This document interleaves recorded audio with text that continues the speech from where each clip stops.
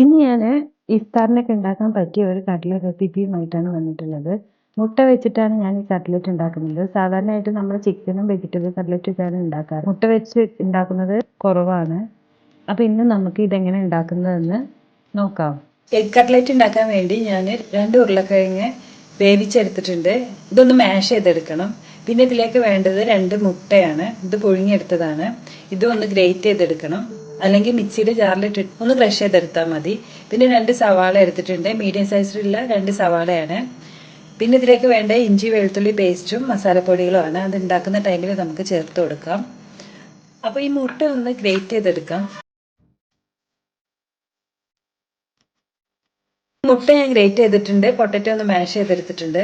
ഇനി നമുക്ക് ഈ സവാള ഒന്ന് വഴറ്റിയെടുക്കാം. ഈ പാനിലോട്ട് കുറച്ച് ഓയിൽ ഒഴിച്ചു കൊടുക്കാം. ഓയിൽ ചൂടായിട്ടുണ്ട്. ഇതിലേക്ക് സവാള ഇട്ട് കൊടുക്കാം. സവാള ചെറുതായി അരിയണം ഇതുപോലെ.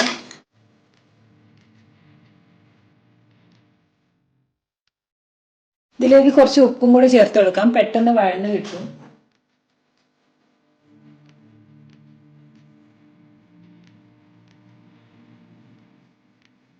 ഈ സവാള നന്നായി സോഫ്റ്റ് ആവുന്ന വരെ ഒന്ന് വഴറ്റിയെടുക്കുക. സവാള കുറച്ചൊക്കെ സോഫ്റ്റ് ആയിട്ടുണ്ട്. ഇനി ഇതിലേക്ക് 1 ടീസ്പൂൺ ഇഞ്ചി വെളുത്തുള്ളി പേസ്റ്റ് ഒന്ന് ചേർത്ത് കൊടുക്കാം.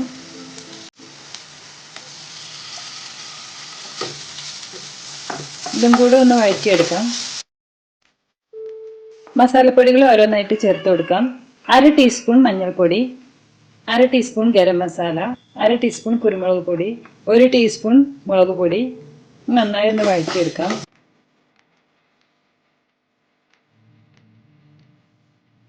ഇതിലേക്ക് നമ്മൾ മാഷ് ചെയ്ത് വെച്ച ഉരുളക്കിഴങ്ങ് ചേർത്ത് കൊടുക്കാം. എല്ലാം കൂടെ ഒന്ന് മിക്സ് ചെയ്യാം.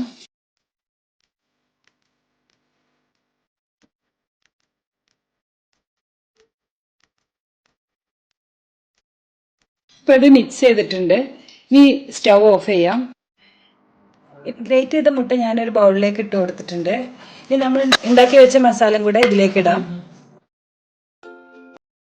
നന്നായി മിക്സ് ചെയ്തെടുക്കണം. കൈ കൊണ്ട് തന്നെ മിക്സ് ചെയ്യാം.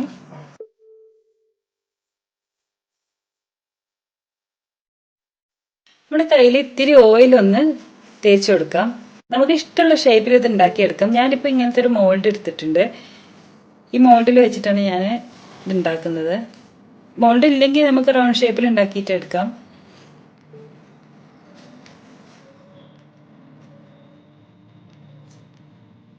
ഇപ്പം നല്ല ട്രയാങ്കിൾ ഷേപ്പിൽ കിട്ടി. ഇതുപോലെ ബാക്കിയുള്ളതെല്ലാം ഉണ്ടാക്കിയെടുക്കാം.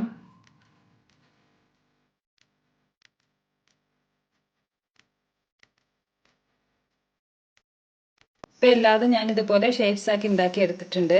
ഇനി ഇത് മുട്ടയിലൊന്ന് കോട്ട് ചെയ്തിട്ട് ബ്രെഡ് ക്രംസിലൊന്ന് കവർ ചെയ്തെടുക്കാം. ഇനി നമുക്ക് ഇതിലേക്ക് വേണ്ടത് ഒരു മുട്ടയാണ്. ഇത് ഒന്ന് കോട്ട് ചെയ്തെടുക്കാൻ വേണ്ടിയിട്ടാണ്. അപ്പോൾ ഇതൊന്ന് മിക്സ് ചെയ്തെടുക്കാം. പിന്നെ കുറച്ച് ബ്രെഡ് ക്രംസും വേണം.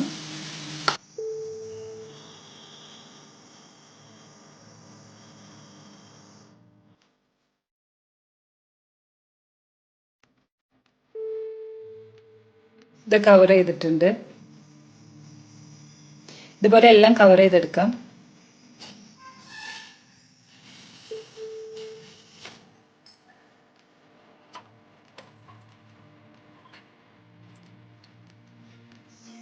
എല്ലാതും ഇതുപോലെ ഉണ്ടാക്കി എടുത്തിട്ടുണ്ട്.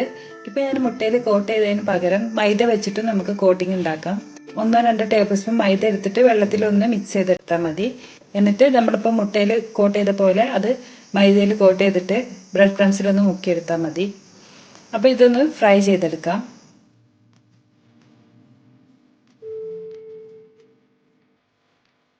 ലോ ഫ്ലെയിമിൽ തന്നെ ഇട്ട് കൊടുക്കുക. ഒന്ന് മറിച്ചിട്ട് കൊടുക്കാം.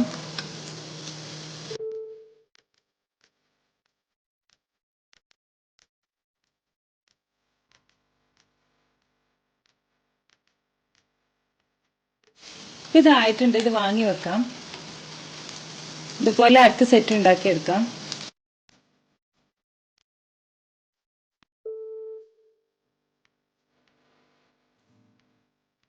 എല്ലാ കട്ട്ലറ്റും ഞാൻ ഇതുപോലെ ഫ്രൈ ചെയ്തെടുത്തിട്ടുണ്ട്. അപ്പോൾ നിങ്ങൾക്ക് ഈ വീഡിയോ ഇഷ്ടമായെങ്കിൽ ലൈക്ക് ചെയ്യാനും സബ്സ്ക്രൈബ് ചെയ്യാനും മറക്കരുത്. കൂടാതെ ബെല്ലൈക്കൺ ക്ലിക്ക് ചെയ്യുകയും വേണം. എന്നാലേ ഞാനിടുന്ന അടുത്ത വീഡിയോയുടെ നോട്ടിഫിക്കേഷൻസ് നിങ്ങൾക്ക് കിട്ടുള്ളൂ. താങ്ക്